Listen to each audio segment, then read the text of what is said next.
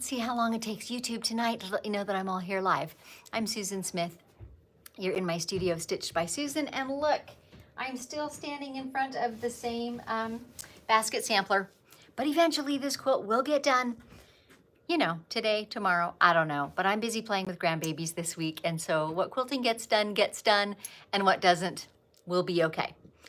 Anyway, someone was asking yesterday for a description of the snagnabbit needle, which I use to remove errant dark threads from behind a light background of a quilt. So that's going to be today's topic.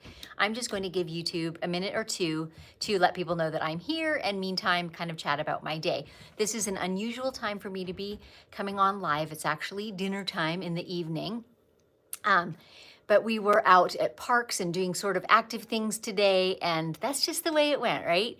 And I've let you know from the beginning, these live sessions kind of are slotting in with family life. And in this particular week, our daughter and her husband and our grandkids are in our house, and so we're taking time to be with them. However, I am coming live each day at some point during the day, mostly in the morning specific time, to talk about informal and kind of impromptu topics, often just what's going on in my studio or tips that I have or things that are working for me.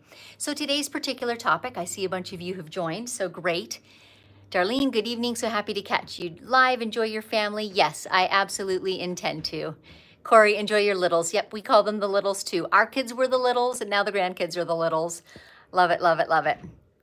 Anyway, today I was going to talk about, and now I just set it down, a particular needle. And I guess it isn't actually by definition a needle because it does not have an eye, although it does have a sharp tip. Boop, boop, boop. The trick is going to be how to show this to you, so I'll do my best. Can you see how the end of the needle, if I slow down, it will focus, I'm hoping. There we go. You can just see how it's rough. And if I run my nail over it, it's just rough. So the purpose of this needle is to capture errant little threads that are underneath the surface of a quilt. And I suppose there's maybe other purposes for it. That's all I've used it for as a quilter. I have put a link in the description of this episode, although it's really in all my YouTube episodes in my list of tools, but I added it right at the top today so you can find it. And it's by Dritz, so it's fairly easy to find in craft and hobby supply stores. And it's called by Dritz, the Snagnabbit needle. And the way you use it is super simple. You locate where that dark thread is under your light quilt top, right? You can see it. So you go down into the quilt anywhere and come up right underneath that dark thread, just a thread past it, so your needle just passes it. And then you slowly pull the needle up through, and this scratchy surface bit captures that thread and pulls it out, and it's like magic. Now, years ago, my mother was a crocheter of doilies and antimacassars and things like that, and so she did fine crocheting with literally thread sometimes. So I inherited her collection of crochet needles, and so for years I used those super fine crochet hooks to pull threads out, and they work. But they do have that hook. They're almost like a little barb on them, right? And it can be hard to pull them back out through that top layer of the quilt without pulling or tugging on a thread. So this is better, in my opinion, for doing that. However, I do have a tiny word of caution. If you robustly pull this out of the quilt, this can, in fact, tear the fiber, one thread or two, and put a hole in your quilt. So it is worth using great caution. So just pull it out slowly and carefully and ease that dark little thread out of there far enough that you can then grab it with the tip of your needle and pull it out, right? What often happens as a corollary to this is a piece of your batting will come out too and be poking out. So all I do is put my needle back in between the layers and sweep it across where I was digging, and that just swoops that backing back in between the layers. Run my fingernail a couple times across the fabric to erase the hole, and it's fixed as good as new. So this is a really, really worthwhile tool. So let's see what comments we're getting and see if many of you knew about this before. Nita, taking a break from sewing. Lovely. Glad I could help with that. I'm not talented. Bought to use this tool. I almost got it stuck in my quilt. Oh gosh, maybe try a shorter stitch, Nita, so that you've got room to, grip it and get it out the other end. Laura, thank you, thank you. I bought the needle based on one of your previous YouTubes for a specific quilt, but it wasn't very successful. Now I understand the process. I think I do have a tiny video that shows you me actually using it, but I can't recall now if it was a YouTube episode or if it was just like a little reel or a short that I posted at one time. So note to self, I should make another one that shows it in use, but hopefully you gleaned something from my description of it today. It is a remarkable little wee tool. Denise, actually catching you live, maybe me coming live in the evening once in a while is a good thing. Kathy, hello from Indiana. Awesome. There certainly are fewer of you tonight, so I don't know that this is a great time, and I don't know that I'll repeat this, but that's what it is today. And I thought, well, I'm at least going to keep my promise to come on live and check in with you. So, progress report on my baskets. I'm working my way up, doing a computerized design in some halves of the baskets.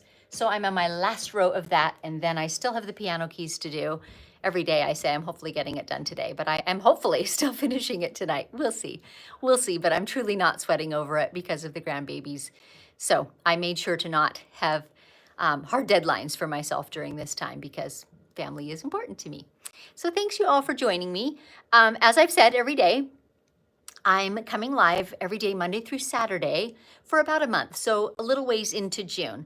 I welcome your input for topics you'd like to hear me talk about, questions that you have, things you'd like me to show, and I'll do my best to do that. I'm on my own for these. Mr. Producer's not here, so I don't have superior, camera views of me doing things, but I can show you big picture stuff. You're on my smartphone here. So we'll do what we can, but I will certainly be happy to address any topics that you asked about. And interestingly today, maybe some of you want to chime in again on this. I've had a couple of people asking about pricing of custom quilting. So I was talking about this particular quilt that I have loaded and how it's not hyper detailed quilting because I was keeping the price point down. So people have been asking, how do you know and how do you decide that? So if more of you want to hear about that, a few more chime in. I feel like that's kind of a specialized topic, and I don't know that it's suitable for these daily lives, but let me hear from you what you're interested in hearing about, okay? Cindy is saying it was in a YouTube video. I just saw it a couple days ago, LOL. Okay, there you go. Those of you who were asking about where I showed the actual use of this needle. Daphne tuning in from Northern Indiana. Okay. Kathy, it worked for me. I saw you use it before. Fabulous, fabulous. It is a great little tool. I've had it for a few years. And I don't have it here to show you guys. A friend made me a pincushion one time, like in a bottle cap. It's that little. And I keep this needle and I keep a spiral eye needle, which is one of those self-threading needles, always in that teeny tiny pincushion so that they're always available and ready for me. I used to have them affixed to my machine. I don't have that anymore, but I have a little workbench beside me and that pincushion lives there. And that's also where I keep, if I'm changing out a needle for this particular quilt, but the other one is not worn out yet, that's where I would keep it so I can put it back on my machine afterwards. So it's a handy, dainty little pincushion to keep that in. So just a thought, also a gift idea. Colleen, hi Susan from North Texas, love your chats. Good, good. Cindy is saying, I'd love to hear more about charging for quilting. Nita, it's always great to hear about pricing. Okay, I'll ponder on this. I'll just think about it. I don't want to just do an off-the-cuff presentation either. I like to do it thoughtfully because that is it's a big deal, right? How much you charge clients and how you think through that process. So let me think through this a little bit and at least have a few days of prep time to kind of get my thoughts in a row and organized for that. I'm certainly open to talk about it. I'm not a gatekeeper about it. I just want to be prepared when I come on to talk about that. So tune in again tomorrow. I'll try and do it in the morning tomorrow, and I appreciate that you all join me and that get value from these lives. So that's why I do it. And another, Carol, I'd love to hear more about pricing services. Okay, I do have a good tool that goes with that, so I will make it a topic we talk about. Yeah, just give me a few days time to get that together. Thanks you guys for joining me this late in the day. I sure appreciate it, and I will check back with you tomorrow. See you then.